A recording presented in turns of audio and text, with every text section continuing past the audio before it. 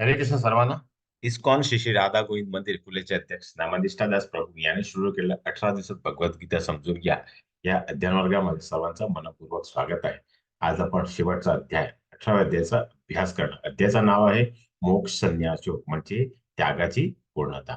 ओम ज्ञानतिमिरन्धस्य ज्ञानंजन शलाकया चक्षुरुमिलितं येन तस्मै श्री गुरुवे नमः. श्री चैतन्यो मनोभीष्टं स्थापितं येन भूतले स्वयं रूप कदा मह्यं ददाति स्वपदान्तिकं. वदेहं श्रीगुरु श्रीयुतपदकमलं श्री वैष्णवांस श्रीरूपं सागरजातं सगण रघुनाथं तं सजीवं साद्वैतं सावधूतं परिजनसहितं कृष्ण चैतन्य देवं श्री राधा कृष्ण पादां सगण लीला श्री विशाखान्वितांश्च. हे कृष्ण करुणा सिंधु दीनबंधु जगतपते गोपेश गोपिका कांता राधा कांत नमस्तुते. तप्त कांचन गौरांगी राधे वृंदावनेश्वरी कृष्ण भानुसुते देवी प्रणमामि हरिप्रिये. वाञ्छाकल्पतरुभ्यश्च कृपा सिन्धुभ्येव च पतितानां पावनेभ्यो वैष्णवेभ्यो नमो नमः. अनंत कोटि वैष्णव वृंद की जय. शिला प्रभुपाद की जय. श्रीमद भगवत गीता की जय. सद्गुरुदेव की जय.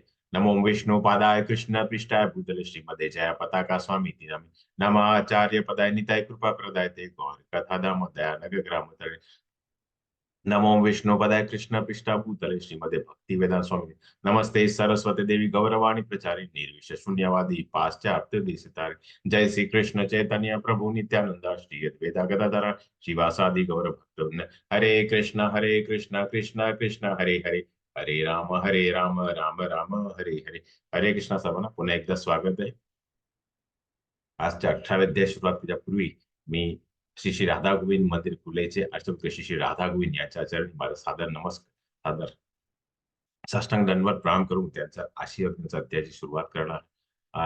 नामनिष्ठादास प्रभू, नंतर श्रीला प्रभुपाद आणि जय पताका स्वामी गुरु महाराज या सर्वांनाही मी साष्टांग दंडवत प्रणाम त्यांचा आशीर्वाद करून आजचा अध्याय सुरुवात करतो. अनेक कृष्ण भक्त आहे ज्यांनी गेल्या 44 बॅच पासून वेगवेगळ्या सेवा केली आहे. त्यामुळे आम्ही हा अध्ययन वर्गामध्ये तुमच्याशी संपर्क करू शकलो, म्हणून त्या सर्वांना माझा सादर नमस्कार.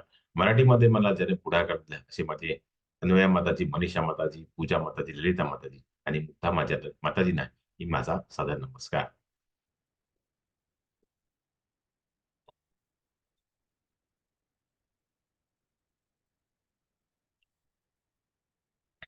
तर आता आपण 18व्या अध्यायामध्ये काय अभ्यास करणार. तर कर्मयोगेद्वारा बंधनातून मुक्ता, नंतर कृतीचे 5 घटक 3 गुणाने सर्व काही नियंत्रण करतात.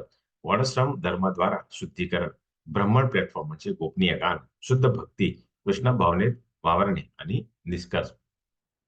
तर आपण दुसऱ्या अध्यायामध्ये आपण गीताचा आपण सारांश बघितलं होतं आणि तिसऱ्या अध्याय ते 17वा अध्याय म्हणजे आपण सर्व ज्ञान घेतलं आणि आज आपण सर्व हे निष्कर्ष बघणार आहे. तर हे पूर्ण अध्याय आतापर्यंत आपण जे काही ज्ञान घेतलं त्यातलं इथले निष्कर्ष आहेत. तर हे काय आहे आज आपण अभ्यास करूया.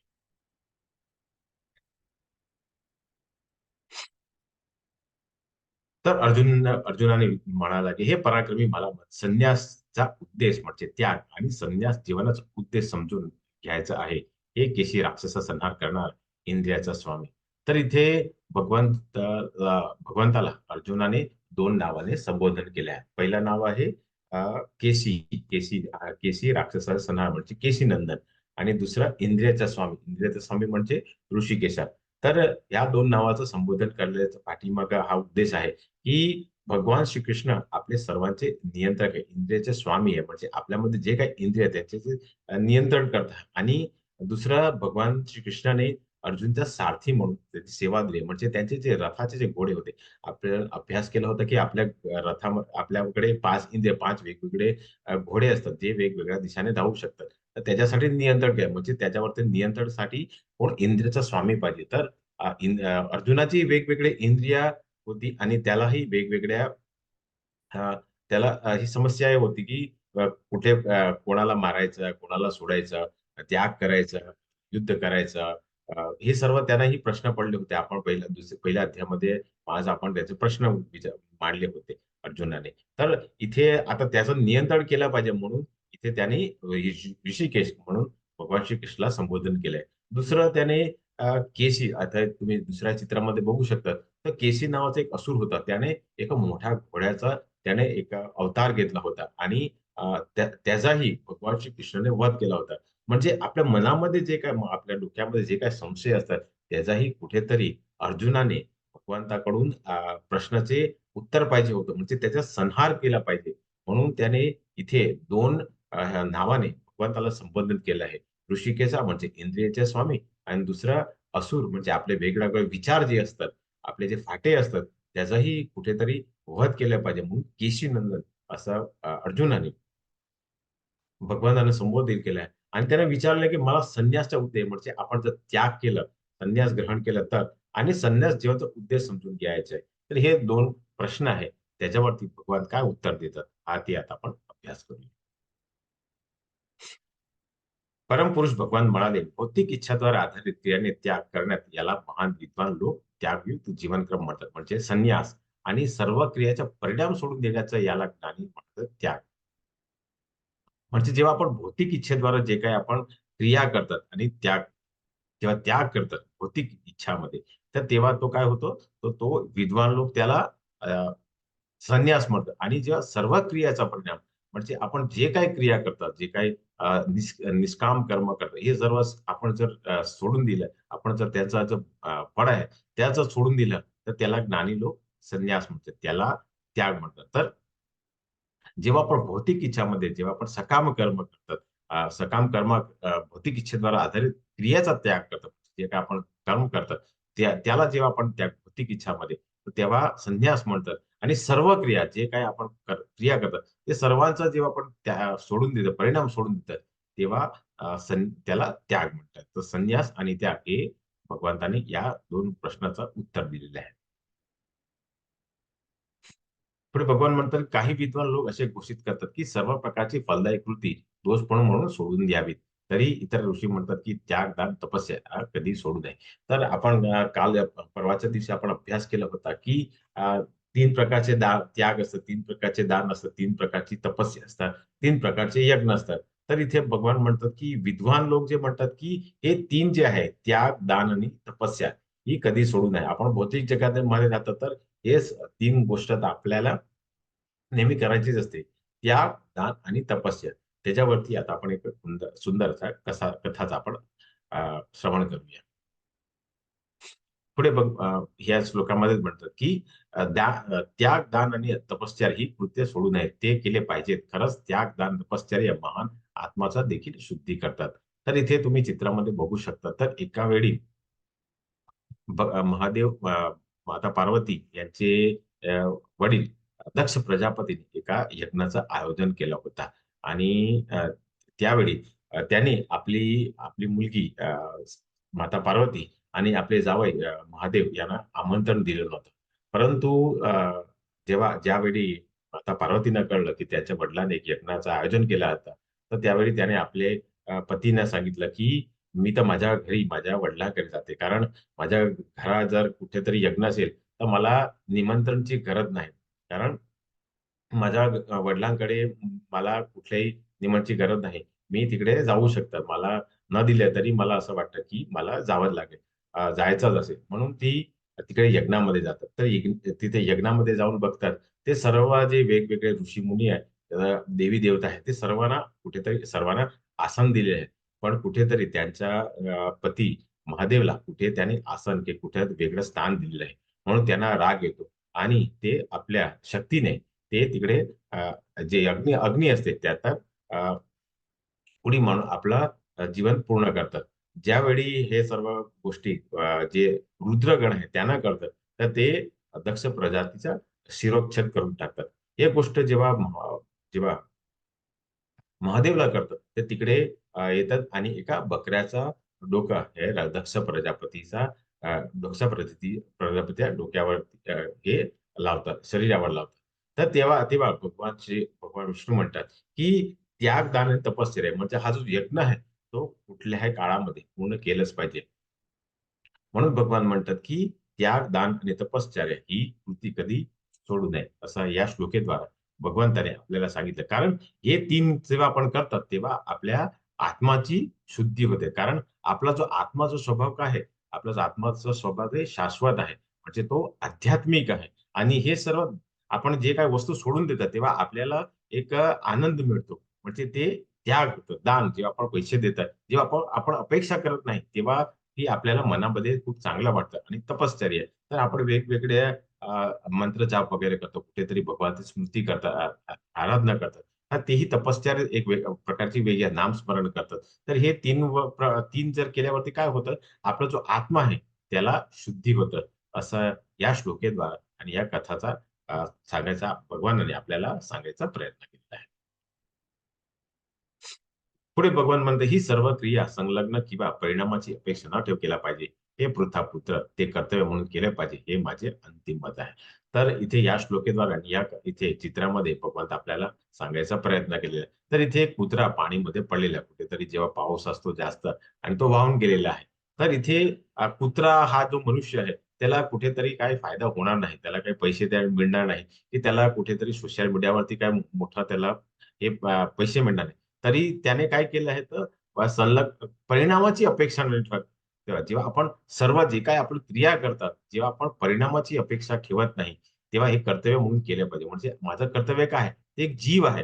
कुत्रा पण एक जीव आहे. जसं आपण काही वेळ अभ्यास केला आहे. कुत्रा, मांजर, गाय, वेगवेगळ्या पशु-पक्षी प्रत्येकामध्ये हृदयामध्ये शिरोदक्ष विष्णू आहे. म्हणून ते जर आपण बघून जर त्यांच्यावर जर आपण परिणाम जेव्हा आपण जे काही कर्तव्य करतो, की कुठेतरी ते संकटामध्ये असतात आणि जेव्हा आपण त्यांचा जीव वाचवतो, तेव्हा आपण एक कर्तव्य म्हणून करतात. तेव्हा भगवान इथे म्हणतात, की हे सर्व क्रिया म्हणजे कर्तव्य म्हणून जेव्हा करतात करतात, तेव्हा आपण परिणामाची अपेक्षा न करता, तेव्हा कर्तव्य म्हणून केलं पाहिजे. असं या श्लोकेद्वारा आपण भगवंत आपल्याला सांगायचा प्रयत्न केले. हे भगवान म्हणतात, की जे काही आपण क्रिया करतात, ते कुठेतरी आपण परिणामाची अपेक्षा केली ना करायची नसतात.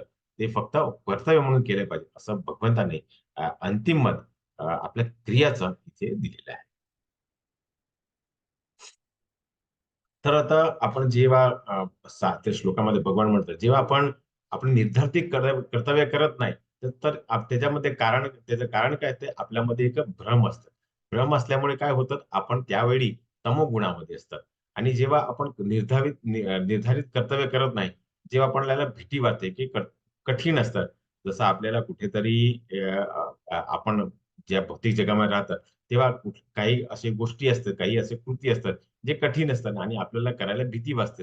तेव्हा आपण रजोगुणामध्ये असतात आणि जेव्हा आपण निर्धारित करतो, आपल्याला जे कर्तव्य म्हणून ज्या ज्या आपण गुणामध्ये असतात, ज्या वर्णामध्ये असतात, तेव्हा जे आपण निर्धारित कर्तव्य म्हणून करतात, तेव्हा तो सत्वगुणी असं या श्लोकामध्ये भगवंत आपल्याला सांगायचं होतं. म्हणजे आपण हे 3 प्रकारचे वेगवेगळे जेव्हा आपण ब्रह्मामध्ये असतात, जेव्हा आपल्याला कठीण वाटतं आणि जेव्हा आपण कर्तव्य पोटी म्हणून करत नाही, तेव्हा आपण तमो, रजो आणि सत्व गुणामध्ये असू शकतात. असं या 3 श्लोकाद्वारा भगवंत आपल्याला सांगायचा प्रयत्न केलेला आहे. पुढे भगवान म्हणतात, की हे पराक्रमी अर्जुना, वेदांतानुसार सर्व कर्म सिद्धीचे 5 कारण आहेत. आता या गोष्टी माझ्याकडून शिका. कृतीचे स्थान म्हणजे शरीर, कर्ता, विविध इंद्रिय, अनेक प्रकारचे प्रयत्न आणि शेवटची परमात्मा. हे कृतीचे 5 घटक आहेत. तर आपण भौतिक जगामध्ये राहतात तेव्हा आपण बघतात, की काही लोकांकडे खूप पैसे असतात. तर आपण त्यांना म्हणतो, की तो खूप भाग्यवान आहे. त्याच्याकडे लक्ष्मी आली आहे. तेव्हा इथे भगवान आपल्याला सांगतात, की प्रत्येक गोष्टीचे 5 घटक आहेत. तर याचा पहिला घटक कुठला आहे? तर कृतीचे स्थान म्हणजे तुमचं एक शरीर आहे. तर इथे तुम्हाला वेगवेगळे उदाहरण दिले. तर इथे एका फॅक्टरी उभारण्याचं काम चालू आहे. तर तर त्याच्यासाठी पहिले तुम्हाला एक विचार करावा लागेल. म्हणजे आपण शरीर नसून आपण विचार करतो, की आता मला एक फॅक्टरी उभारायची आहे. म्हणजे ते कृतीस्थान म्हणजे कोण आहे? तर आपण शरीर आहे. कर्ता म्हणजे आता आपण एकटा हे सर्व फॅक्टरी तर उभारू शकत नाही. त्याच्यासाठी आपल्याला वेगवेगळे लोक पाहिजे. म्हणजे तो कर्ता आहे. विविध इंद्रिय म्हणजे आता फॅक्टरी उभारायची आहे, तर तुम्हाला पहिले प्लॅन करा. म्हणजे तुम्हाला डोकं वापरायला लागेल. नंतर कुठेतरी तुम्हाला त्याला आपण ड्रॉइंग वगैरे केलं तर तुम्हाला हात लागेल. नंतर हे जमीन आहे तिकडे तुम्हाला जा तर त्याच्यासाठी पाय लागेल.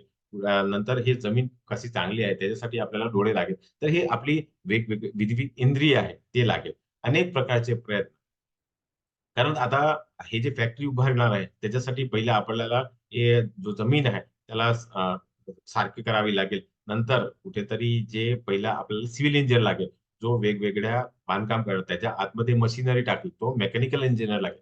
मेकॅनिकल इंजिनियरचं काम पूर्ण झाल्यावरती त्या फॅक्टरीसाठी आपल्याला लाईट लागेल, त्याच्यासाठी आपल्याला इलेक्ट्रिकल इंजिनियर लागेल. आणि शेवटची आपल्याला हे सर्व चालवायचं असेल तर आपल्याला वेगवेगळ्या जे आपल्या कंपनीचे आता जर हे मोटर गाडीचे आहे तर त्याच्यासाठी आपल्याला ऑटोमोबाईल इंजिन लागेल. म्हणजे अनेक प्रकारचे प्रयत्न लागेल. आणि शेवटची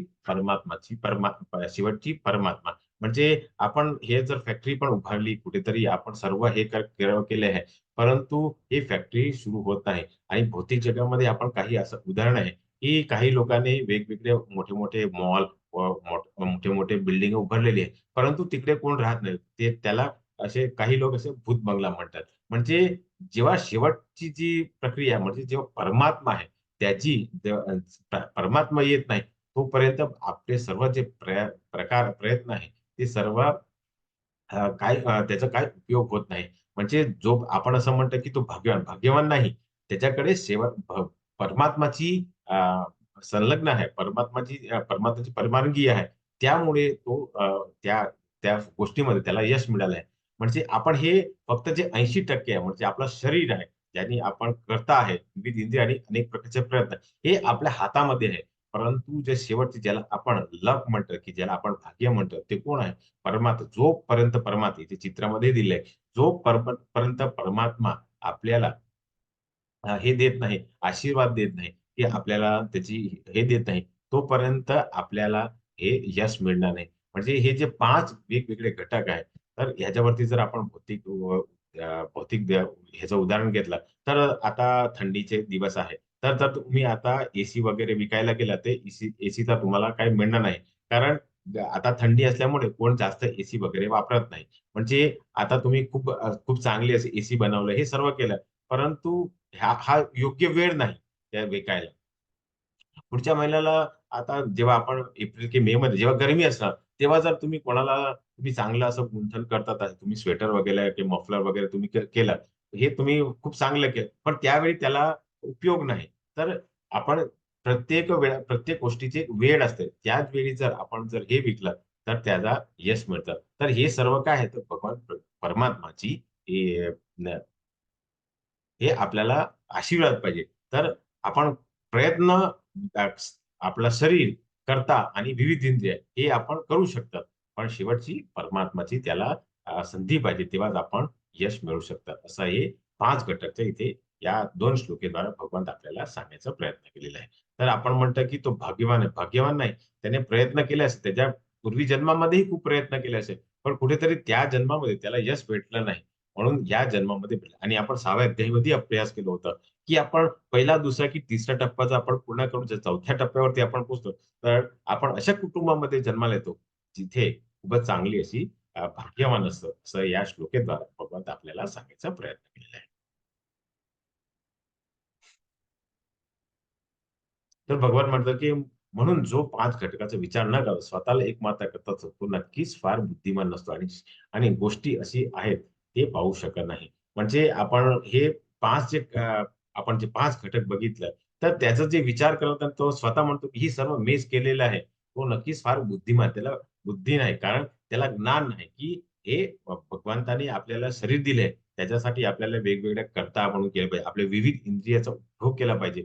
आणि तेव्हाच आपण प्रयत्न करतात, तेव्हा आपल्याला यश मिळू शकतात.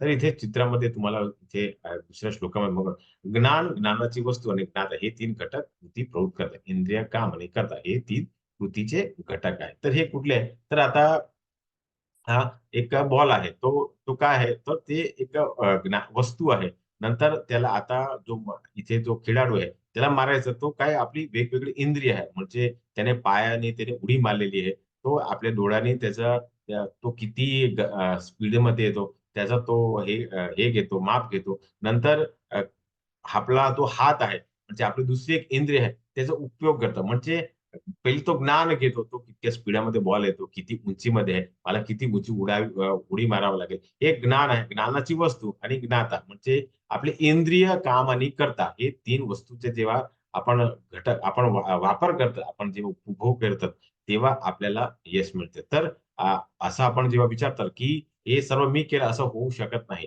आपली जी वेगवेगळे इंद्रिय आहे, त्याचा जेव्हा आपण योग्य उपयोग करतात, तेव्हाच आपण त्या गोष्टीवरती आपल्याला यश मिळू शकतात, असं या श्लोकेद्वारा भगवंत आपल्याला सांगायचा प्रयत्न केलेला आहे. तर आता आपण स्वमूल्यांकन जसं आम्ही त्याला ब्रेन मॅपिंग ही म्हणतात. तर खाली स्लाइडवर तुम्ही कोणत्या गुणामध्ये आहे, त्या आधारे तुम्ही 1 ते 3 असे तुम्हाला गुण देऊ शकतात. सर्वात कमी आणि सर्वात 1 म्हणजे सर्वात कमी आणि 3 म्हणजे हे सर्वोच्च गुण आहेत. तुम्ही स्वतःला देऊ शकता आणि तुम्ही कुठल्या गुणामध्ये सत्व, रज की तम गुणामध्ये आहे, ते तुम्ही स्वतः करू शकता. तर 19वा श्लोकमध्ये भगवान म्हणतात, की भौतिक स्वरूपाच्या 3 भिन्न प्रकाराने ज्ञान कृतीने कृती करणारे असे 3 प्रकार आहेत. आता त्याच्याबद्दल माझ्याकडून आहे.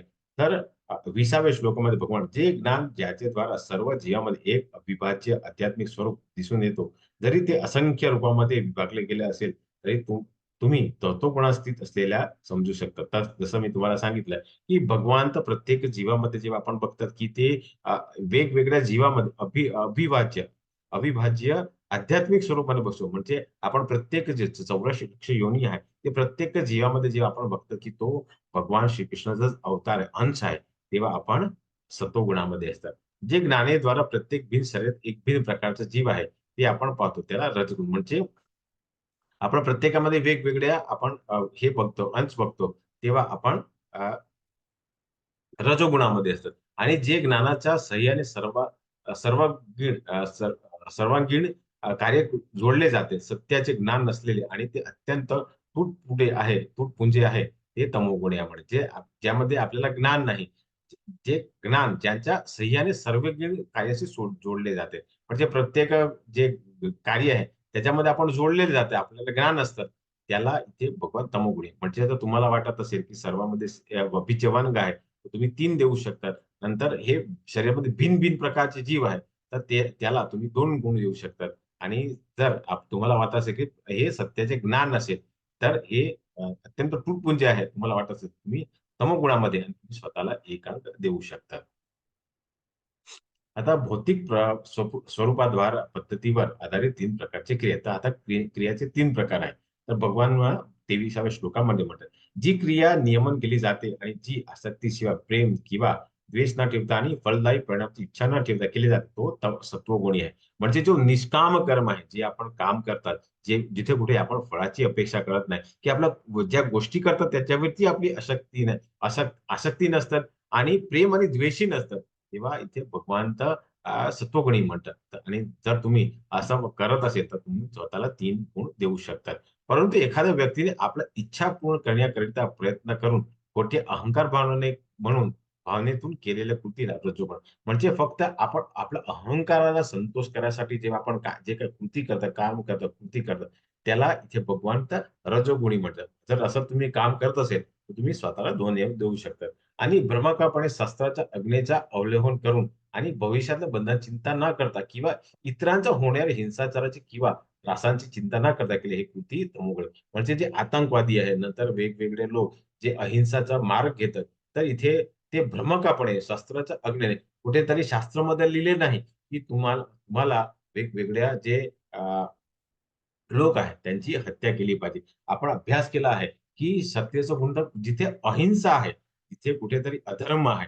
जिथे कुठेतरी साधू साधू जो आहे, भगवंताचा भक्त आहे, त्याचा कुठेतरी त्रास कोण करतो, तेव्हा तुम्ही जर हिंसा करतात, तर तेव्हा निश्चितपणे तुम्ही असं रजोगुणामध्ये असतात. परंतु फक्त म्हणजे माझ्याकडे सत्ता आहे, म्हणून मी दुसऱ्यांना मारेल.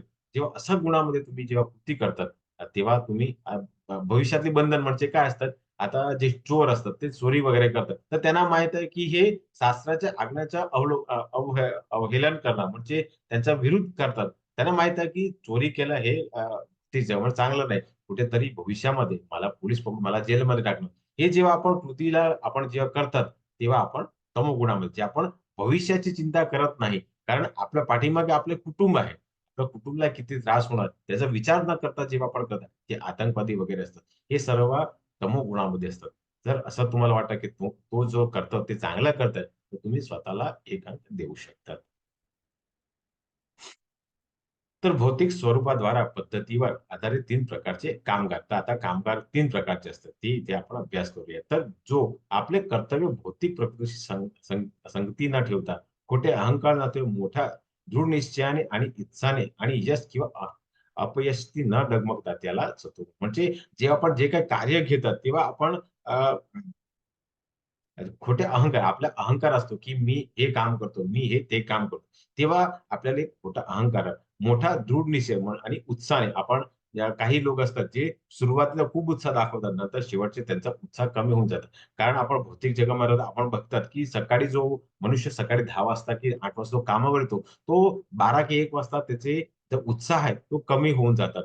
म्हणजे आणि काही काही असे लोक आहेत, जे सकाळी 8 वाजता कामावरती असतात, जे तेच त्यांची दृढ निश्चयता संध्याकाळी 4 ते 5 वाजेपर्यंत असतात. म्हणजे जे खोटे अहंकार न ठेवता मोठ्या दृढ निश्चयाने, उत्साहाने आणि यश किंवा अपयश. तर असे जे लोक आहेत, त्याला तुम्ही यश दिलं का न दिलं, तरी त्यांना वाईट वाटत नाही. असे जे लोक आहेत, ते त्यांना भगवंत सत्वगुणी कार्य करता म्हणून सांगितले. पुढे भगवान म्हणतात, जो कर्मकार, कर्म आणि कर्मफल यात आसक्ती असतो, त्याच्या फळाची भूक घेऊन इच्छितो आणि जो लोभी सदैव मत्सर करणार, अपवित्र आणि आनंद दुःखाने त्रास होतो, तो रजोगुण.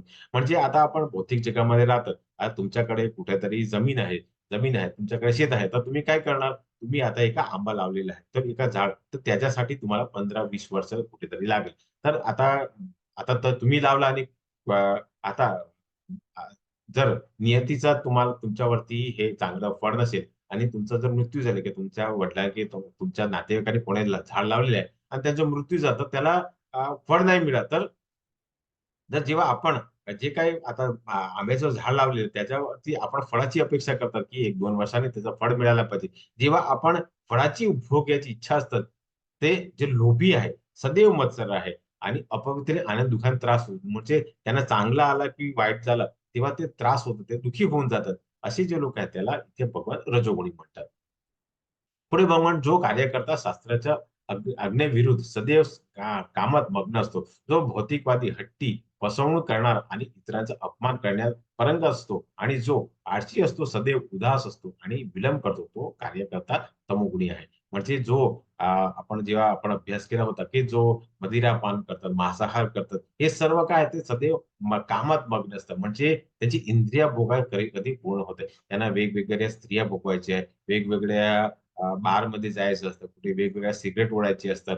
हे नंतर जे वेगवेगळे जे जेवण असतात, त्याचं भोगायचे. हे सर्व काय आहे, तर हे भौतिकवादी असतात, हे हट्टी असतात. कारण त्यांना वाटतं, की माझ्याकडे पैसे आहेत, तर मी का ना भोगू?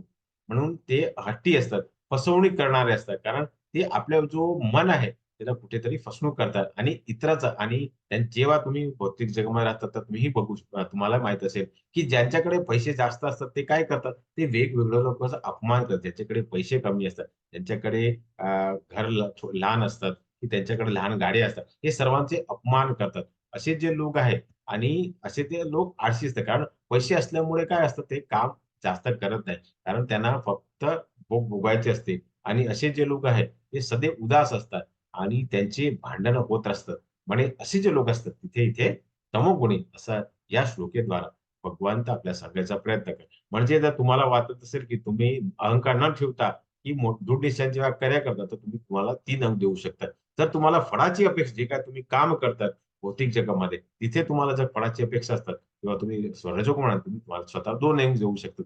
आणि जे शास्त्राच्या अग्नीविरुद्ध जेव्हा करतात, जेव्हा आपण फक्त आपल्याला कामात मग्न असतात, त्याला जेव्हा आपण काम करतात, तेव्हा आपण तमोगुणामध्ये असतात आणि तुम्ही स्वतःला 1 अंक देऊ शकतात. आता भौतिक स्वरूपाच्या पद्धतीवर आधारित 3 प्रकारची बुद्धिमत्ता आहे. म्हणजे आता बुद्धी पण आता 3 प्रकारची आहे. तर ती कशी आहे? तर हे पुत्रा, ती बुद्धी ज्याद्वारा माणसाला कळते, की काय केलं पाहिजे आणि काय करू नये. कशाची भीती बाळगावी आणि कशाची भीती बाळगू नये. काय बंधनकारक आणि काय मुक्त करणार ते सत्वबुद्धी आहे. म्हणजे जेव्हा आपण आपल्याला माहित आहे, की मी कुठलं काम केलं पाहिजे, कुठलं सोडलं पाहिजे. तर आपण भौतिक जगामध्ये राहतात, तर आपण आपण एका स्कूटर घेऊन निघाले, तर स्कूटर घेऊन निघून काय करतात? तर मोठ्या-मोठ्या शहरामध्येही आता 4 रस्ते असतात. तिकडे सिग्नल असतात. तर आपण सिग्नलला ओलांडायचं नसतं. तिकडे आपण थांबायचं असतं. तर जेव्हा आपण आपल्याला माहित आहे की कुठल्या जर आपण आपण जर आपण काही वेळा आपण वेगवेगळ्या WhatsAppवरती व्हिडिओ आलाय, की काही लोक आहेत जे सिग्नल ओलांडून जातात आणि त्यांचा कुठेतरी दुसऱ्या जो मोठा गाडी वाजतात तो त्याला ऍक्सिडेंट होऊन त्याचा मृत्यू झालेला आहे.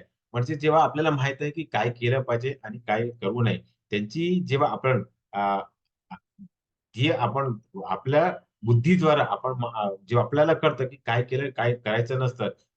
जेव्हा आपल्याला हे वस्तू करतात, तेव्हा आपण बंधकारक होत नाही. आपण मुक्त होऊ शकतात. अशी जी बुद्धी आहे, त्याला भगवान इथे सात्विक आहे. कारण जेव्हा तुम्ही सिग्नलाचा वगैरे पालन करता, तेव्हा तुम्हाला कुठेतरी पैसे भरावे लागत नाही. जर तुम्हाला पोलिसांनी पकडलं, तर तुम्हाला पैसे भरत नाही. म्हणजे तुम्ही मुक्त झालेले आहे. कारण तुम्हाला बंधन कर्तव्य नाही. कारण तुम्ही हे नियम पालन केले आहे. तर अशी जी बुद्धी आहे, त्याला सात्विक बुद्धी म्हणते.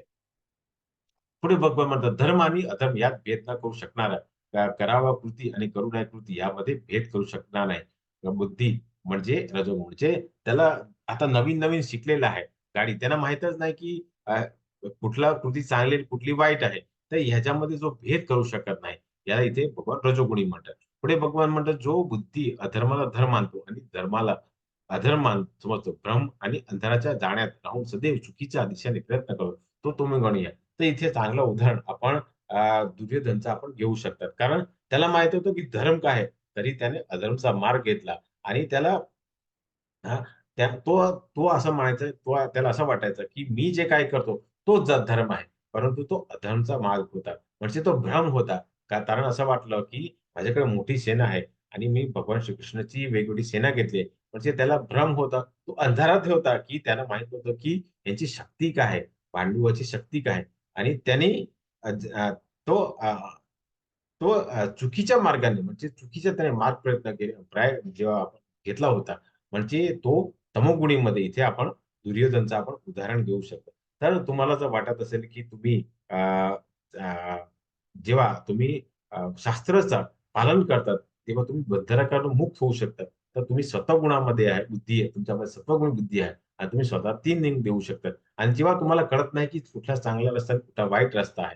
तो जेव्हा तुम्ही त्या गोष्टीवरती जेव्हा तुम्ही घेतात, बुद्धीची तुम्ही उभं घेतात, तेव्हा तुम्ही रजोगुणामध्ये असतात.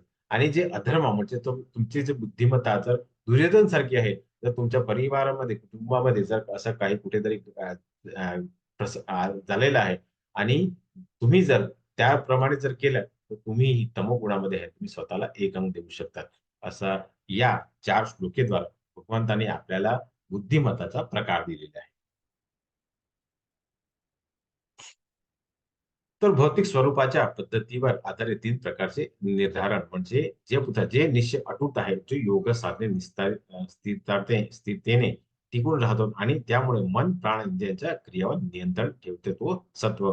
म्हणजे आपण बघितलं होतं, की 3 प्रकारेद्वारा आपली अधोगती होईल. आपण नरकाचे द्वार आहे. म्हणजे कसं काम, क्रोध आणि लोभ हे 3 प्रकारचे हे रस्ते आहे, मार्ग आहे, ज्याने आपलं पतन होऊ शकतं. तर इथे भगवान म्हणतात निश्चय अटूट आहे. जो योग साधना म्हणजे योग म्हणजे काय? मी काही वेळा तुम्हाला सांगितलं. योग म्हणजे जेव्हा आपण जे काही कृती करतो, जेव्हा भगवंताने जोडलेले जातात, तेव्हा तो योग होऊन जातो. तर योग साधनेने स्थिरतेने टिकून राहतो आणि त्यामुळे मन पण आपला इंद्रिय आहे, प्राण, आपले जीव आहे आणि इंद्रियाच्या क्रियावर तर आपली जी 5 वेगवेगळी इंद्रिय आहे, त्याच्यावर नियंत्रण जेव्हा आपण ठेवतात, तेव्हा तो सत्व गुणामध्ये होऊ शकतात. पुढे भगवान म्हणतात आणि जर तुम्ही त्या गुणामध्ये असेल, तर तुम्ही स्वतःला 3 अंक देऊ शकता. परंतु हे अर्जुना, धर्म, आर्थिक उन्नती आणि इंद्रिय यात फळदायी प्राप्तीसाठी दृढ निश्चयाने करणे म्हणजे रजोगुण. म्हणजे आपण जेव्हा शेअर मार्केट आहे. नंतर हे सर्व जिथे आपल्याला पैसे आता थोड्या महिन्यामध्ये आय-पी-एल सुरू होणार आहे. तेव्हा वेगवेगळ्या ड्रीम इलेव्हन आणि माय सर्कल हे सर्व हे ॲप्लिकेशन आहे. ज्याच्यामध्ये काही लोक जे पैसे जुगार वगैरे खेळतात. तर जेव्हा धर्म, आर्थिक उन्नती आणि इंद्रिय तृप्ती कारण तुम्हाला हे पैसे जोडायचे आहे म्हणजे तुम्हाला इंद्रिय तृप्ती म्हणजे तुम्हाला वेगवेगळे जे 5 इंद्रिय आहेत, त्याला भोगायची इच्छा असतात. तेव्हा तुम्हाला फळाची अपेक्षा असते. कारण हा जो माझा प्लेयर मी ज्याच्यावरती मी ₹50 ₹100 लावलेले आहे. त्या जर चांगला खेळला तर मला ₹500 ₹1000 मिळणार आहे. तर तेव्हा तुम्हाला फळाची जी अपेक्षा असतात, तेव्हा इथे भगवंत त्याला रजोगुण आणि तुम्हाला जर असेल वाटतं, की मी ह्या गुणामध्ये आहे, तर तुम्ही स्वतःला 2 अंक देऊ शकता. आणि जो निश्चय, जो स्वप्न, भय, विलाप, उदासीनता आणि भ्रम यांच्या पलीकडे जाऊ शकत नाही. हे पृथ्वी तमोगुणी अवस्थेत असा अविवेकी निश्चय. तर जसं मी पुढेही सांगितलं होतं की ज्यांच्याकडे खूप पैसे असते ते काय असतात, ते घोर अंधकार असतात आणि ते अविवेकी असतात. ते लहान मोठे यांचा तो भेद करत नाही. तो सर्वांना एकसारखा तो वागतो आणि तो अविवेकी म्हणजे तो अपमान करायला तो पाठीमागे राहत नाही. म्हणजे तो म्हणजे तो फक्त स्वप्न बघतो की मला मोठं मोठं पैसे व्हायचं आहे, माझ्याकडे मोठी गाड्या असायला, मोठे बंगले असायला पाहिजे. हे सर्व तो स्वप्नामध्ये आलं. त्याला आपला पैसा कुठेतरी कोण चोरून झाला याचं भय असतं. विलाप म्हणजे आपले नातेवाईक आहेत, कुठले त्यांचा मृत्यू झाला तर त्याचा त्याला विलापही वाटतो आणि उदासीनता म्हणजे तो कधीही खुश असणं तो प्रसंग राहत नाही आणि भ्रमामध्येच राहतो. कारण मी हे केलं तर हे होणार, हे केलं ते होणार. हे जे हे जे आहे हे निर्धारण आहे त्याला तमोगुणी म्हणतात. आणि जर तुम्हाला असं वाटतं की तुम्ही ह्या गुणामध्ये आहे तर तुम्ही स्वतःला एक अंक देऊ शकता. तर भौतिक स्वरूपात पद्धतीद्वारे आधारित तीन प्रकारचे आनंद. आता आनंद ही तीन प्रकारचे असते. जे सुरुवातीला विष सारखे असले तरी शेवटची अमृत सारखे असते आणि जे आत्मसाक्षात्कारसाठी जागृत होते ते सत्वगुणित सुख असते म्हणते. तर याच्यावरती खूपच चांगलं असं उदाहरण आपल्या आईचं आपण देऊ शकतो. कारण आपण जेव्हा जन्माला येतो तेव्हा काय असतं तर आपण कधी आपण लघवी वगैरे करतात ते कळत नाही. ते सर्व आपल्या ओलं होऊन जातात. पण आई आपली स्वतःला अ, ओलामध्ये झोपून आपल्याला सुखाचे वसतं त्याच्यावरती आपल्याला झोपतं. म्हणजे सुरुवातीला ते विष सारखं वाटतं. कारण त्याला पूर्ण रात्र जागरण करावे लागते. दुसऱ्या दिवशी सकाळी आपले वडील आहेत, की आपले घरचे आजोबा आहे, आजी आहे, त्यांच्यासाठी जेवण वगैरे करायचे. म्हणजे त्यांना सुरुवातीला विष सारखे म्हणजे हे जागरण वगैरे करावं लागते. परंतु जर त्याने आपल्याला खूपच चांगलं असं ज्ञान दिले, आपल्याला खूप चांगले संस्कार दिले, तर आपण त्याची जर सेवा केली, ते हे शेवटची काय आहे, तर ते अमृत सारखं होऊन जाते. सुरुवातीला विष सारखे कारण जागरण केलं पाहिजे मुलांना, त्यांना दूध वगैरे प्यायचं असतं.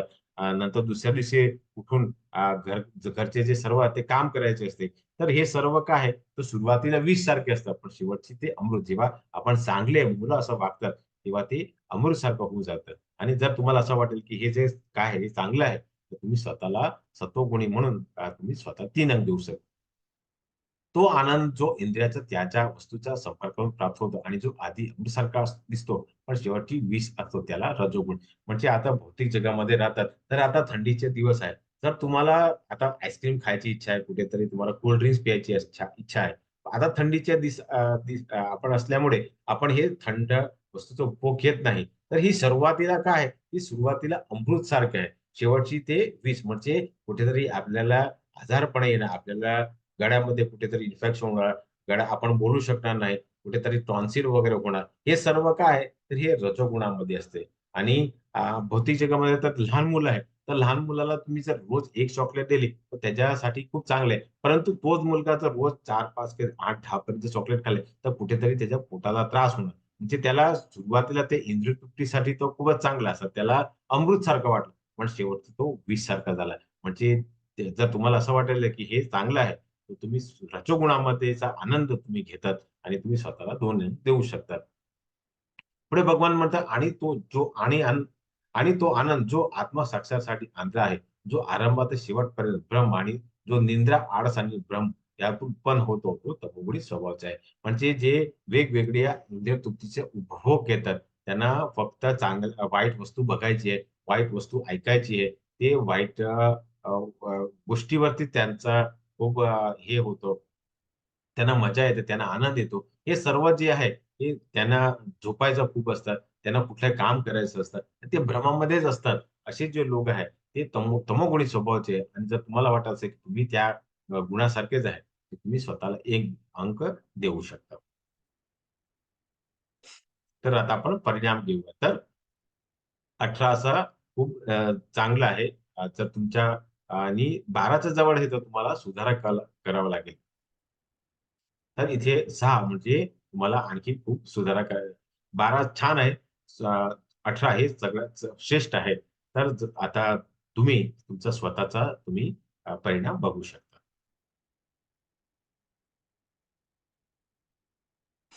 तर आता आपण भौतिक स्वरूपाच्या पद्धतीवर आधारित 4 प्रकारचे आश्रम. तर मी पूर्वी तुम्हाला सांगितलं होतं, की 4 प्रकारचे आश्रम आहेत. ते कसे आहेत ते आता आपण बघूया. शांतता, आत्मसंयम, तपस्या, पवित्र, सहिष्णुता, प्रामाणिकपणा, ज्ञान, शहाणपण आणि धार्मिकता हे नैसर्गिक गुण आहेत, ज्याच्या द्वारा ब्राह्मण कार्य करतात. तर ब्राह्मण म्हणजे कोण? तर मी त्यावेळी सांगितलं होतं, की जो जन्माला नाही, पण कर्मेद्वारा आपण जाणू शकतोय. कारण भौतिक जगामध्ये राहतात, तर आपण डॉक्टरकडे जातात. तर डॉक्टर आता नवरा बायको दोन्ही डॉक्टर आहे. तुमच्या गावामध्ये की शहरामध्येही तुम्हाला माहित असेल, की असे काही डॉक्टर आहेत जे नवरा बायको दोन्ही डॉक्टर असतात. पण त्यांच्या घरामध्ये जो मुलगा जन्माला आला आहे, आपण त्याला डॉक्टर म्हणू शकत नाही. कारण जोपर्यंत तो त्याचं ज्ञान घेत नाही, तो डॉक्टरचं ज्ञान घेत. तसंच एक वकीलचा मुलगा आहे. तर त्याच्या घरी जर जन्म आला, तर आपण त्याला वकील म्हणू शकत नाही. आपण डॉक्टरचा मुलगा बोलतो, काही वकीलचा मुलगा बोलू शकतात. तसं इथे भगवान म्हणतात, की ज्याचा नैसर्गिक कुठला आहे? शांतता आहे. ब्राह्मण कधी उग्र होत नाही. आत्मसंयम म्हणजे त्याने आपल्या इंद्रिय संयम केलाय. तपस्या म्हणजे त्याला वेगवेगळे यज्ञ करायचे असतात. जसं आपण 8व्या अध्यायामध्ये अजामिलाचं आपण उदाहरण घेतला होता आणि आपण अ, अ, ह्याचे आपण उदाहरण घेतला होता.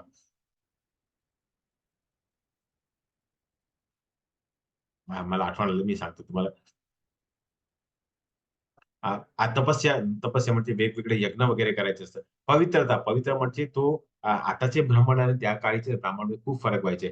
त्या काळीचे ब्राह्मण जर त्यांच्या घरी कोण अ, जर पाहुणा पण आला, तर जो ब्राह्मण नाही, तर ते काय करायचे, आपली चादर वगैरे आहे, आपले जे आपण त्यांनी जे पाणी मध्ये ग्लास वगैरे दिलं, हे लगेच ते लोक बाहेर फेकायचे. कारण त्यांना पवित्रता हवी. तो किती वेळा तो बाथरूममध्ये कुठेतरी आपल्या अ, शंकामध्ये जायचा, तर लगेच तो परत बाहेर येऊन अंघोळ करायचा.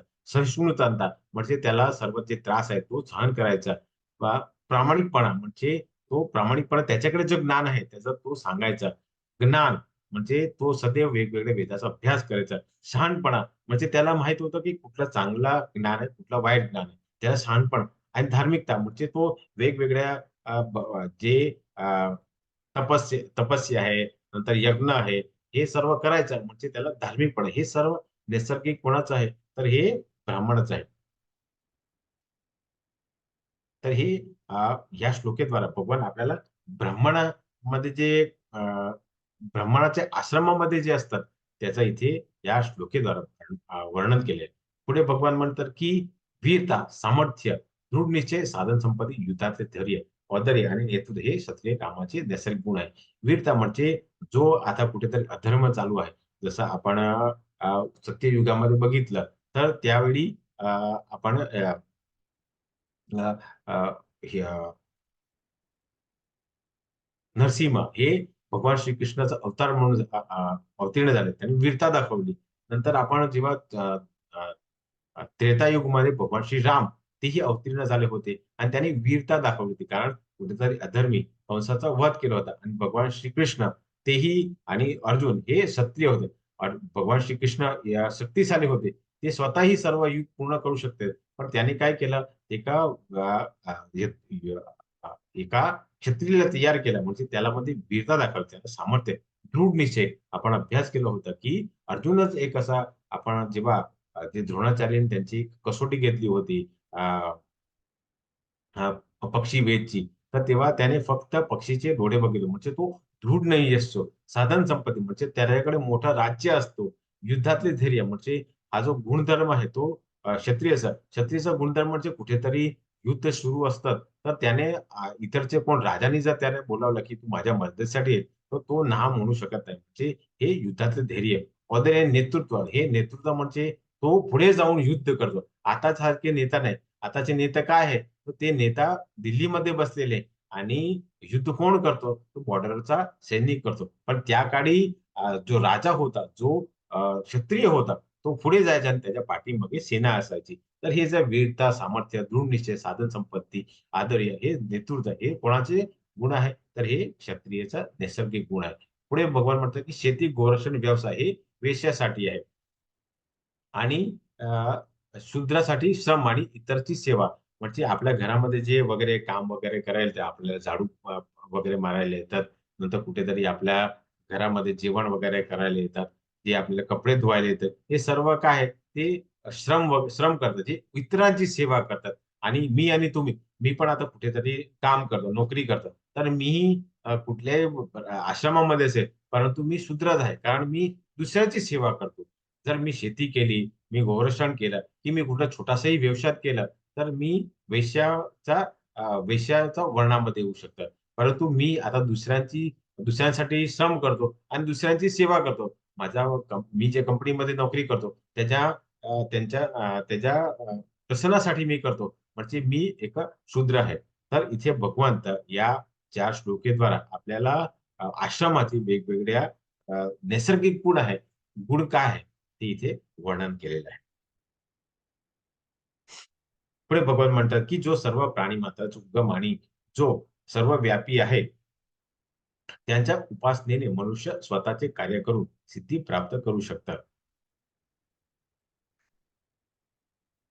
तर भगवान आता तुम्ही मध्ये चित्रामध्ये बघू शकता, ते भगवंत सर्वांचे कोण आहेत? उद्गम आहे. आणि त्यांच्या उपासनेने मनुष्य स्वतःचं कार्य करून सिद्धी प्राप्त करू शकतात.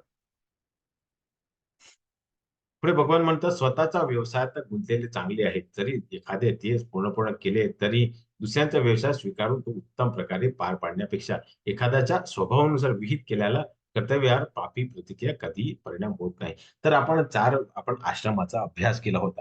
तर एका तुम्ही ब्राह्मण कुटुंबामध्ये जन्माला आले आहे. पण कुठेतरी तुम्हाला वाटत असेल, की तुमचा मित्र जो स्त्री आहे, ते शूद्र आहे. तर तुम्ही त्या वर्णाचं काम केलं, तर ते चुकीचं होऊ शकतं. म्हणजे तुम्ही ते पापप्रतिक्रिया तुम्हाला लागणार. कारण तुम्ही ब्राह्मण कुटुंबामध्ये आलाय, तुम्ही ब्राह्मणाचे ज्ञान घेतलंय, तर तुम्ही ब्राह्मणासारखी कर्म केले पाहिजे.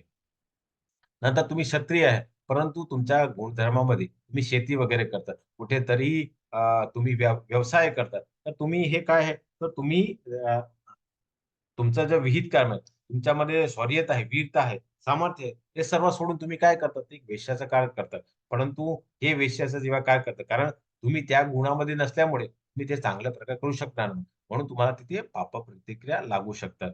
इथे सुंदर असे एक उदाहरण दिले आहे. तर एका जंगलामध्ये एका झाडावरती चढायची एक कसोटी केलेली आहे. तर झाडावरती कोण चढू शकणार? तर एक माकड चढू शकणार. तर तुम्हाला जर हे हातीला सांगितलं, तर तो चढायला गेला, तो झाड तोडून टाकेल. नंतर एक मासाला सांगितलं, तर ते त्याच्यासाठी अशक्य आहे. नंतर कुत्रा, तर ते विचार पण करू शकत नाही. तर हे सर्व काय आहे, तर जो माकड आहे, त्याच्यासाठी हा श्रेष्ठ आहे.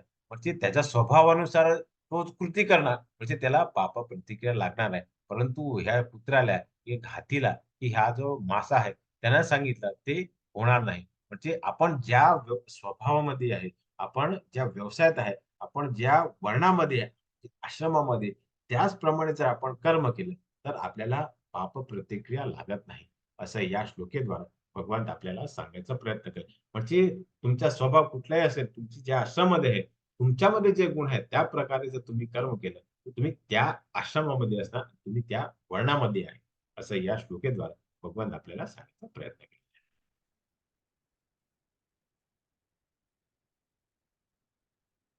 पुढे भगवान म्हणतात, जो आत्मनियंत्रक आणि निसंकोच आहे आणि जो सर्व भौतिक भोगाकडे दुर्लक्ष करतो, तो त्यागाचा सारांश प्रति प्रतिक्रियापासून मुक्तीच्या सर्वोच्च परिपूर्ण टप्प्यात प्राप्त करू शकतो. म्हणजे आत्मनियंत्रण निसंकोच आहे. आत्मनियंत्रण म्हणजे आपण वेगवेगळ्या इंद्रियावरती नियंत्रण केलंय. निसंकोच आहे, म्हणजे आपण कुठल्या गोष्टी संकोच सर्व भौतिक भोगाकडे दुर्लक्ष, म्हणजे आपल्याला 5 इंद्रिय तर आपल्या सर्वांच्या भोगायचे जेव्हा आपण अ, भोगायच्या ज्यावर सोपून आपण म्हणलं दुर्लक्ष ठेवतात आणि त्यागाचा सारावाने मुक्तीचा सर्वोच्च टप्पा आहे. म्हणजे आपण त्याग करतात. आपण जे इंद्रिय जे वेगवेगळे भोगायचे आहे, त्याला त्याग करून आपण फक्त भगवंताचा प्रसन्नसाठी जेव्हा आपण इंद्रियाचा आपण भोग केला, आपण उपयोग करतात, तेव्हा आपण सर्वोच्च परिपूर्ण टप्प्यात पोहोचू शकतो आणि हे काय आहे, हे मुक्तीचे सर्वोच्च स्थान आहे. असं या श्लोकेद्वारे भगवंत आपल्याला सांगायचा प्रयत्न केला. जसं आपण अ, अ, अ, अमरीश महाराजचं आपण उदाहरण घेतलं, तर त्याने प्रत्येक इंद्रिय फक्त भगवंताच्या प्रित्यार्थासाठी उपयोग केले. म्हणून त्याचं सुदर्शन चक्रही काही करू शकला नाही आणि भगवान स्वतः त्याच्या मदतीसाठी आले आणि ज्याने त्याचा मारायचा प्रयत्न केला, त्याला भगवंतानी माफ केलं नाही. म्हणजे जेव्हा आपण आपले भौतिक आपण जी आपण आपली जी इंद्रिय आहे त्याच्यावरती नियंत्रण करून जेव्हा आपण सर्व भौतिक जी इच्छा आहे त्याचा जर आपण दुर्लक्ष करून जेव्हा आपण त्यागाचा सराव करतो तेव्हा आपण मुक्तीचा जो सर्वोच्च टप्पा आहे ते आपण प्राप्त करू शकतात असं या श्लोकेद्वारे भगवंत आपल्याला सांगायचा प्रयत्न केलेला आहे. म्हणून भगवान म्हणतो जो अशा प्रकारे दिव्य स्थितीने स्थित असतो तो परब्रह्माचा साक्षात्कार होतो आणि पूर्ण आनंद घेतो. तो कधीही शोक करत नाही किंवा काहीही मिळवण्याची इच्छा करत नाही. तो प्रत्येक जीवासारखा वागतो. त्या अवस्थेत त्याला माझी शुद्ध भक्ती प्राप्त होते. म्हणून म्हणजे जेव्हा आपण आपण जे आपण इस्कॉनचे जे 4 नियम आहेत, त्याचे जेव्हा आपण पालन करतात म्हणजे जेव्हा आपण मांसाहार सोडून देतात, नंतर आपण अ, अ, आपण चहा, कॉफी नंतर हे नॉन-व्हेज वगैरे मांसाहार सोडून देतात. नंतर आपण जुगार वगैरे खेळणं सोडून देतात. कुठेतरी आपण परस्त्रीचे संबंध किंवा परपुरुषाचे संबंध सोडून देतात. तर हे सर्व काय आहे? तर हे सर्व आपल्याला पतनाचे मार्ग आहेत.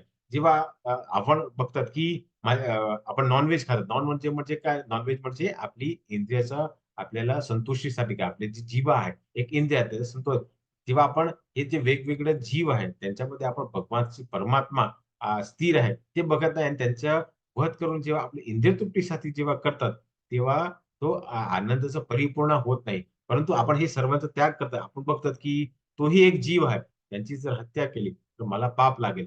तर ज्यावेळी आपण प्रत्येक योनीमध्ये, प्रत्येक जीवामध्ये आपण भगवान श्रीकृष्ण साक्षात क्षीरोदक्षाय विष्णू म्हणून त्यांच्या शरीरामध्ये राहतात, तेव्हा आपण शुद्ध भक्ती प्राप्त करू शकतात आणि तेव्हा भगवान आपण जे शुद्ध भक्ती प्राप्त केल्यावरती आपण भगवंताचं शाश्वत धाम प्राप्त करू शकतो. असं या श्लोकेद्वारे भगवंत आपल्याला सांगायचा प्रयत्न केलेला आहे.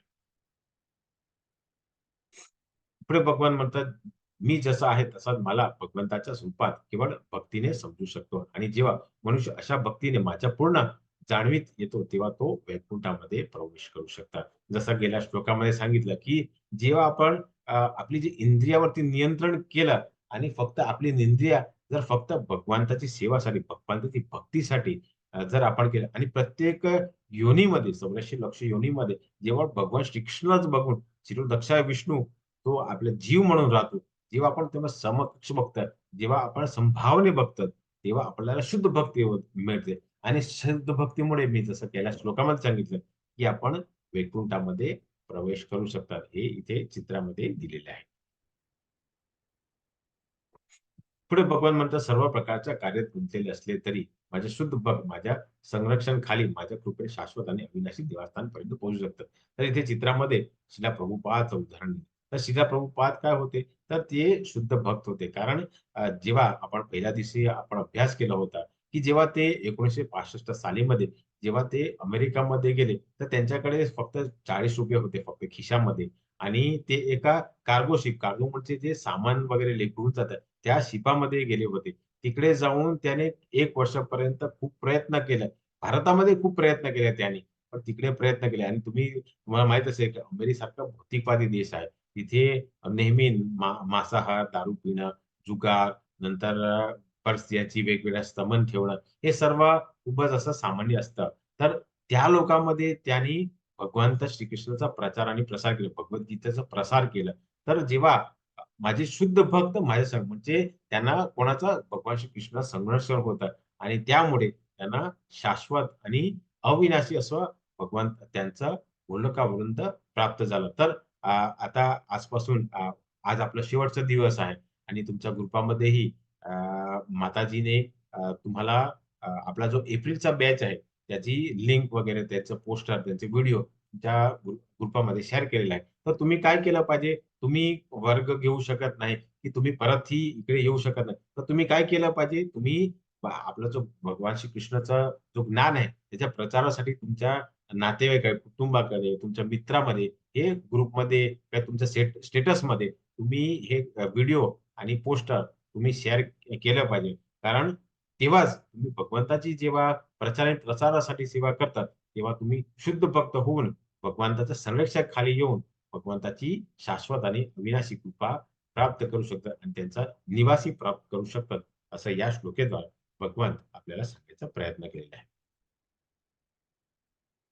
पुढे भगवान म्हणतात, जर तुम्ही माझ्याबद्दल जागरूक झालं तर तुम्ही माझ्या कृपेने सशक्त जीवनातले सर्व धडे पार कराल. तथापि जर तुम्ही अशा जीवनाने कार्य न करता मिथ्याहंकारी कार्य माझे केले नाही, माझे ऐकले नाही तर तुमचा नाश होईल. म्हणजे जेव्हा आपण जागृत झालो, जागृत म्हणजे आपल्याला आता ज्ञान झालं, की भगवान कृष्ण कोण आहे, कुठे राहतात.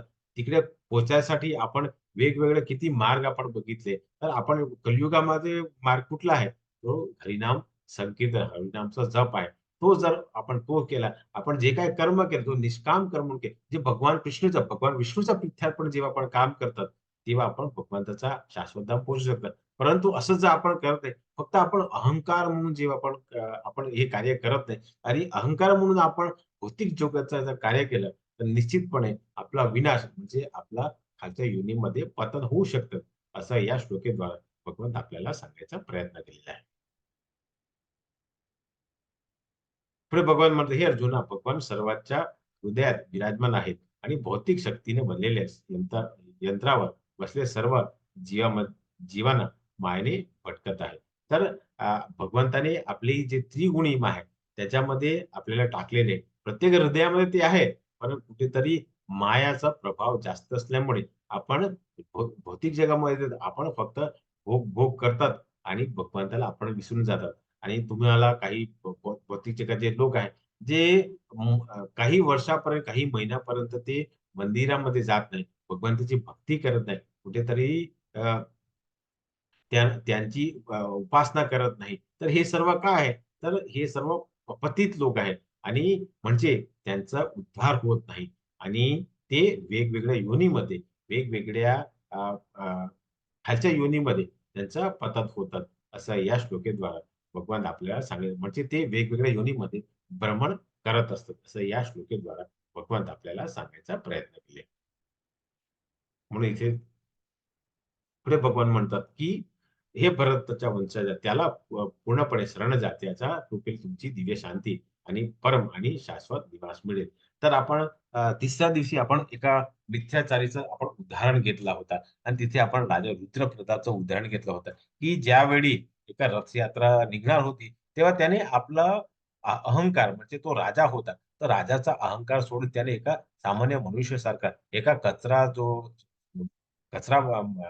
कचरा वगैरे काढतो. झाडू मारायचं जो काम करतो, तो ते त्याने भगवंताच्या प्रित्यर्पणासाठी, भगवंताची दिव्य शांतीसाठी, भगवंताच्या प्रसन्नासाठी जेव्हा आपण काम करतात, तेव्हा आपण भगवंताचं शाश्वत धाम आपल्याला मिळू शकतात. म्हणजे जे काही आपण कर्म करतो, ते भगवान भगवान विष्णूच्या प्रित्यार्पण जेव्हा आपण काम करतात, तेव्हा निश्चितपणे आपल्याला भगवंताचं शाश्वत धाम मिळू शकतात. असं जेव्हा आपण भगवंताला शरणेला जातो, जोपर्यंत आपण शरणेला जात नाही, तोपर्यंत आपल्याला ते शाश्वत धाम मिळणार नाही. तर आपण दुसऱ्या अध्यायामध्ये अभ्यास केला होता, की पहिल्या अध्यायामध्ये 46 श्लोक होतात आणि दुसऱ्या अध्यायाच्या 7व्या श्लोकामध्ये जेव्हा अर्जुन भगवंताला शरणेला गेला, त्यावेळी भगवंताने त्याला ज्ञान दिलं. तर जवळ-जवळ 55 श्लोकपर्यंत भगवंताने अर्जुनाला कुठलंही ज्ञान दिलं नाही. कारण तोपर्यंत ते मित्राचा त्यांचं नातं होतं. पण जेव्हा अर्जुन भगवंताचा शिष्य झाला, म्हणून त्याने गुरु म्हणून त्यांना ज्ञान घेतलं. म्हणून जेव्हा आपल्याला ज्ञान झालं, की भगवान कोण आहे, तर आपण त्यांच्या शरणेला गेले पाहिजे. जेव्हा आपण कोणाला शरणेला जातात, तेव्हा आपल्याला शाश्वत त्यांचा निवास मिळू शकतं. असं या श्लोकेद्वारे भगवंत आपल्याला सांगायचा प्रयत्न केलेला आहे. पुढे भगवान म्हणतात, "अशा प्रकारे मी तुला अजून्य गोपनीय ज्ञान समजून सांगितलं आहे. यावर पूर्णपणे तू विचार कर आणि मग तुला जे करायचं ते कर." तर इथे जेव्हा आपण भौतिक जगामध्ये राहतात, आपले आई-वडील आपल्याला वेगवेगळे ज्ञान देतात. परंतु जेव्हा आपण ते जे सांगतात, ते जेव्हा नंतर आपल्याला ते लोक काय आपल्याला सांगतात, की "मी जे सांगितलं तेच तू कर." तर इथे भगवान असं म्हणत नाही. भगवान काय म्हणतात, की "मीही तुला आता दुसरे अध्याय ते आतापर्यंत मी वेगवेगळ्या प्रकारचे तुला ज्ञान दिले आहे. आता हे ज्ञान हे गोपनीय ज्ञान आहे. ते इथे जवळ-जवळ 18 अक्षौणी सेना होती. वेगवेगळे राजा होते, वेगवेगळे गुरु होते. हे सर्व तिकडे जमलेले होते. परंतु भगवानाने सर्वांना ज्ञान दिले नाही. भगवानाने फक्त हे 45 मिनिटामध्ये हे भगवंताने अर्जुनाला ज्ञान दिलं आणि भगवान काय सांगतात, की हे मी अजून एक गोपनीय समजून ज्ञान दिलेलं आहे. हे तुला ज्ञान दिले. हे तू पूर्णपणे विचार कर. नंतर तुला जे करायचंय. भगवान असं सांगत नाही, की मी हे ज्ञान दिलं असं तू वाग. नाही. मी तुला ज्ञान दिलं. त्याचा विचार कर आणि नंतर तुला जर चांगलं वाटत असेल, तुला जर असं वाटेल, की हे मी भगवान कृष्णाच्या प्रीत्यार्पण किंवा विष्णूच्या प्रीत्यार्पणाचं मला कर्म करायचं, ते तू कर. असं या श्लोकेद्वारा भगवान इथे सांगायचा प्रयत्न केलेला आहे. आणि जवळ-जवळ आपली भगवद्गीता इथेच पूर्ण होते. पुढे अर्जुन म्हणाला, "अर्जुन म्हणाला, माझा प्रिय कृष्ण, हे अतुलनीय माझा भ्रम आता नाहीस झाला आहे. तुझ्या कृपेने मला माझी स्मृती परत मिळाली आहे. मी आता गंभीर आणि शंकामुक्त आहे आणि तुझ्या सूचनेनुसार वागण्यास तयार आहे." तर भगवंताने जे ज्ञान दिलं आहे, ते त्याला कळलं आहे. कारण त्यालाही कळलं आहे, की मी जे काही कर्म करणार आहे, ते कोणाला भगवान श्री कृष्णाच्या प्रित्यार्थाचे भगवान कृष्णाचा त्याच्या प्रसन्नासाठी जेव्हा मी युद्ध करणार आहे. कारण भगवंताने सांगितलं आहे, की जर जो कोण भगवंताच्या शरणेला जातो, तो त्यांचा शाश्वत धाम, त्यांचं शाश्वत निवासधाम पोहोचू शकतात. म्हणून या श्लोकाद्वारा अर्जुन भगवान श्रीकृष्णाला झालाय, की हे जे ज्ञान दिलं आहे, हे त्यामुळे माझी जी भ्रम आहे, आपण पहिल्या अध्यायामध्ये भगवंताला अर्जुनाने 5 प्रश्न मांडले होते. त्याला भ्रम झाला होता. ते आता नाहीच झालं आहे. आणि तुझ्या कृपेने माझी स्मृती पडत म्हणजे स्मृती म्हणजे परत काय मिळाली म्हणजे मी कोण आहे? मी क्षत्रिय आहे. क्षत्रियाचा धर्म काय आहे? तर जिथे अधर्म आहे, तिथे धर्माचा ऱ्हास होतो. जे पुन्हा स्थापना करायची आहे, ते आता त्याला परत आली आहे आणि आता तो गंभीर झालेला आहे. पण आता त्याला शंका नाही झाली, की मला पाप-प्रतिक्रिया राहणार, मला हे कौटुंबिक परंपरा, नंतर असमंजस, नंतर करुणा, हे सर्व पाप-प्रतिक्रिया हे सर्व त्याची शंका मुक्त झाली आहे. आणि आता तो इथे तुम्ही चित्रामध्ये बघू शकता. तर आता तो भगवंताच्या सूचनेनुसार वागण्यास तयार झालाय. म्हणजे तो आता युद्ध करायला तयार झालाय. असं या श्लोकेद्वारा आपल्याला सांगायचा प्रयत्न केलेला आहे. पुढे भगवान म्हणतात, की "मन मना भव मद भक्तो मज्जासी मा नमस्कुरु मम विवशे सत्यम ते प्रतिजना प्रियोसी मे." नेहमी माझा विचार कर, माझी भक्ती वा, माझी पूजा करा आणि मला नमस्कार करा. अशा प्रकारे तुम्ही न चुकता माझ्याकडे याल. मी तुला हे वचन देतो, कारण तू माझा खूपच प्रिय मित्र आहे. तर भगवान इथे या श्लोकाला नेहमी माझा विचार करा. तर भगवान काय म्हणतात, तर तुम्ही माझी पूजा करू शकतात का? नाही, माझ्याकडे वेळ नाही. तर तुम्ही मला नमस्कार करू शकता नाही, मी नमस्कार पण करू शकत नाही. तू माझी भक्ती करू शकतो का? पण मी हे पण करू शकत नाही. तर तुम्ही माझा विचार तर करू शकतात का? तर हां, मी विचार करू शकतो. तर भगवान काय म्हणतात, की जर नेहमी माझा विचार कर, माझी भक्ती व्हा, माझी पूजा कर आणि मला नमस्कार. अशा प्रकारे तुम्ही न चुकता माझ्याकडे येईल. मी तुला वचन देतो. जर तुम्ही हे 4 प्रकारचे कुठलेही प्रकार केले, तर निश्चितपणे भगवंत आपल्याला अ, आपण भगवंताची खूपच प्रिय असू शकतात आणि जेव्हा आपण भगवंत आपल्याला प्रिय असू शकतात, तेव्हा आपण भगवंताला शाश्वत धाम आपल्याकडे आपल्याला ते घेऊन जाणार.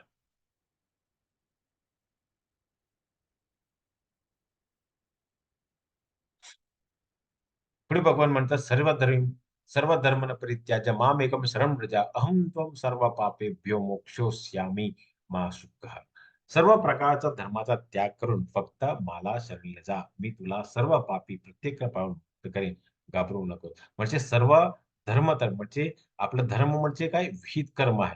ते सर्वांचा त्याग कर आणि फक्त माझ्या भगवंता शरण आहे. कारण भगवंताने सर्व योजना केली आहे. हे अधर्मी आहे. त्याला मारायचा भगवंताने हे पहिलेच आयोजन केलं आणि भगवंताने आपल्याला काही अध्यायामध्ये आपल्याला सांगितलं, की मी ह्यांचा पहिलीच वध केलाय, मी त्यांचे मृत्यू केले. परंतु कुठेतरी मला एका क्षत्रियाच्या हाताने त्यांचा मृत्यू करायचा आहे.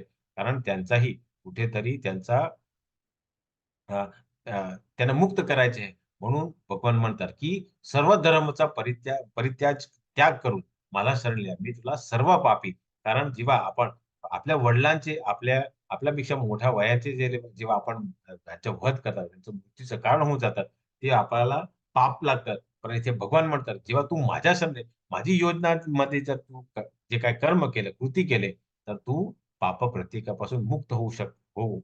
मी तुला मुक्त करेन. आणि म्हणून तू घाबरू नकोस.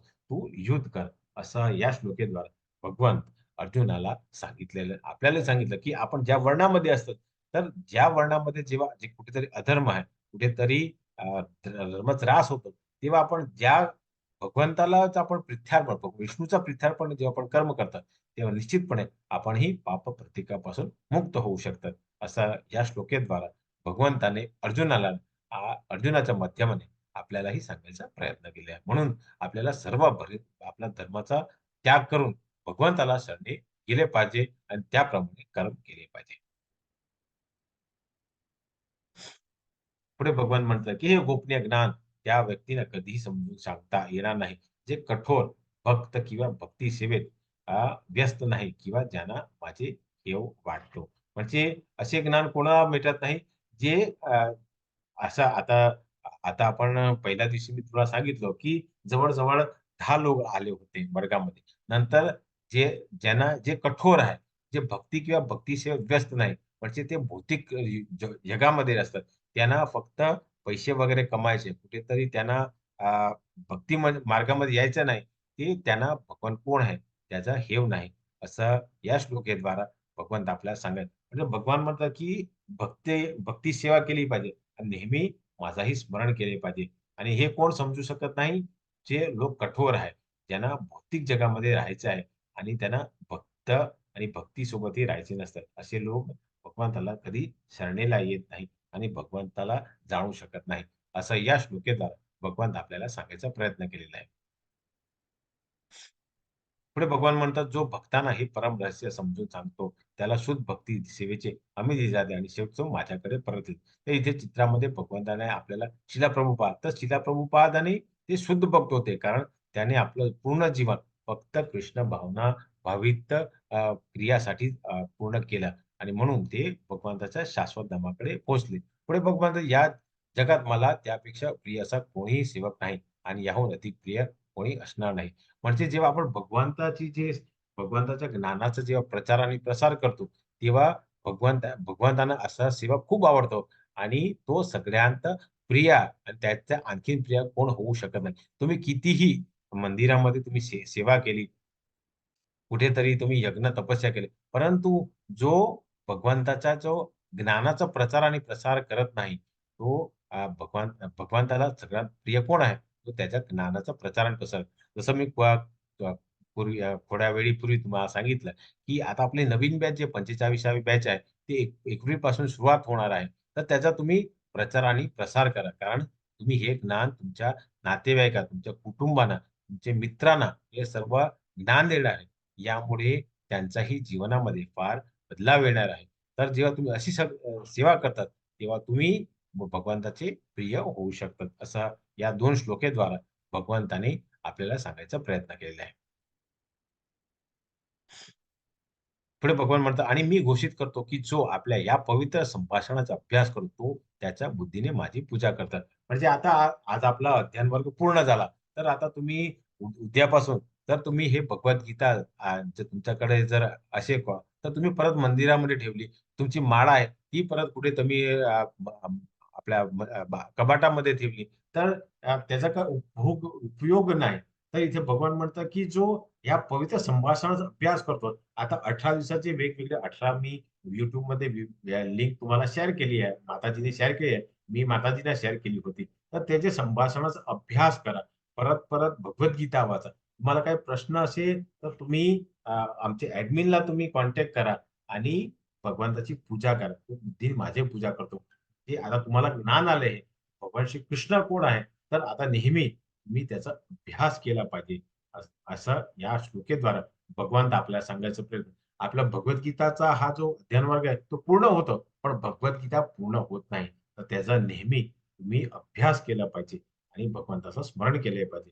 असं या श्लोकेद्वारा भगवंत आपल्याला सांगायचा प्रयत्न केला पाहिजे. तर तुमच्या बॅगामध्ये जपाबॅग आणि भगवद्गीता ही असायलाच पाहिजे. कारण आपण भौतिक जगामध्ये राहतात, तेव्हा आपल्याला कुठेतरी आपल्याला स्कूलामध्ये, कॉलेजमध्ये किंवा कुठेतरी कामावरती जायचं असतं, तेव्हा आपल्याला खूप वेळा यात्रा करावी लागते. जवळ-जवळ असं म्हटलेलं गेलं आहे, की एक गाव ते एक शहरमध्ये आपण जवळ जाताना 1 तास, येताना 1-1.5 तास, तर 2.5 ते 3 तास आपले निघून जातात. अरे, आज हेच जे 2.5-3 तास आहे, जर आपण नामस्मरण केलं, भगवद्गीताचा आपण अभ्यास केला, तर हे खूपच चांगलं असं आहे, असे या श्लोकेद्वारा भगवान आपल्याला सांगायचा प्रयत्न केले. म्हणजे नेहमी आपण भगवद्गीताचा अध्ययन केला पाहिजे. पुढे भगवान म्हणतात आणि जो श्रद्धेने आणि मत्सर न ठेवता एक तो पापी प्रतिक्रिया मुक्त होतो आणि ज्या शुभ ग्रहावर पवित्र लोक राहतात त्यांना प्राप्त करतात. म्हणजे आता पहिल्या दिवशी मी सांगितलं होतं, की त्या भगवद्गीताला समजायचं असेल तर तुम्हाला 3 गोष्टी पाहिजे. उत्साह, दृढ निश्चय आणि धैर्य. उत्साहामध्ये तुम्ही रजिस्ट्रेशन केलं, नंतर तुम्ही दृढ निश्चय घेतला, की मी 18 दिवस पूर्ण करणार आणि ध्येय कारण 18 दिवसापर्यंत तुम्हाला रोज 1 तास नेहमी यायचं. त्यासाठी खूप धैर्य पाहिजे, हे ज्ञान घ्यायसाठी. आणि जेव्हा हे आपण हे ज्ञान घेतात, तेव्हा भगवान काय म्हणतो, की आणि जो श्रद्धा आणि मत्सर न ठेवता तो ऐकतो. म्हणजे तुम्ही ऐकलं आहे. आहे तिथे चित्रामध्ये भगवान श्रीला प्रभुपादांनी वेगवेगळं ज्ञान दिलं. हे वेगवेगळ्या लोकांनी ऐकलं. ते ऐकतो तो पापी प्रतिक्रियामुक्त होतो आणि शुभ ग्रहावर पवित्र लोक म्हणजे ते आपण ब्रह्मलोक, नंतर वैकुंठ, नाहीतर गोलोकावरून हे पवित्र लोकांपर्यंत आपण पोहोचू शकतात, असा या श्लोकेद्वारा भगवान आपल्याला सांगायचा प्रयत्न केलेला आहे. आता संजय म्हणाला, "अशा प्रकारे मी 2 महान आत्मांचे संभाषण ऐकले आहे. कृष्ण अर्जुन आणि तो संदेश इतका अद्भुत आहे, की माझे केस शेवटपर्यंत उभे राहिले." तर हे जे भगवान श्रीकृष्णाने 45 मिनिटपर्यंत अर्जुनाला जे ज्ञान दिलं होतं, ते संजयानेही ऐकलं. कारण त्यानं त्यांचे गुरु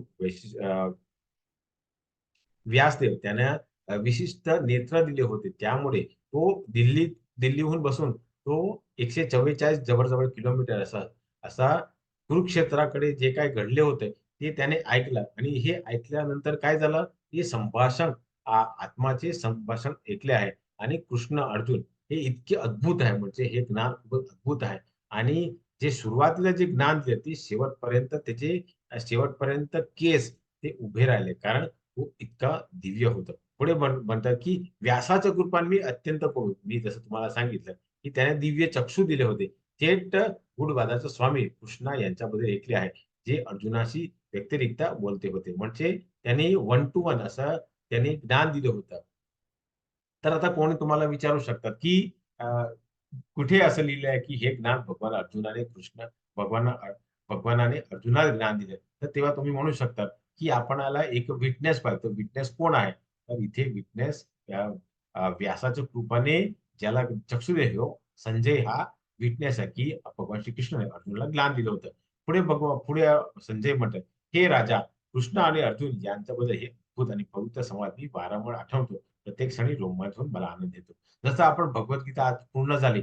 परंतु जर तुम्ही परत-परत लेव्हल 1 मध्ये आले आणि नेहमी जर तुम्ही भगवद्गीताचं अध्ययन केलं, आता जवळ-जवळ तुमच्याकडे सव्वा महिना आहे.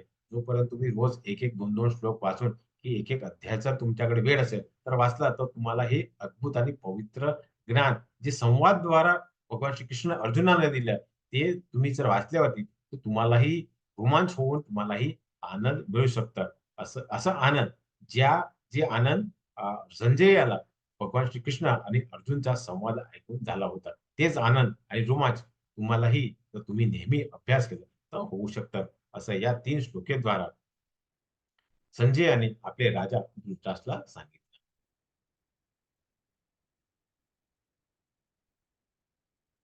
पुढे संजय म्हणतात, "जिथे-जिथे योगेश्वर कृष्ण असेल आणि जिथे अर्जुन सर्वोच्च धनुर्धर असेल, तिथे नक्कीच ऐश्वर्य, विजय, विलक्षण शक्ती आणि नैतिकता असेल, असं माझे मत आहे."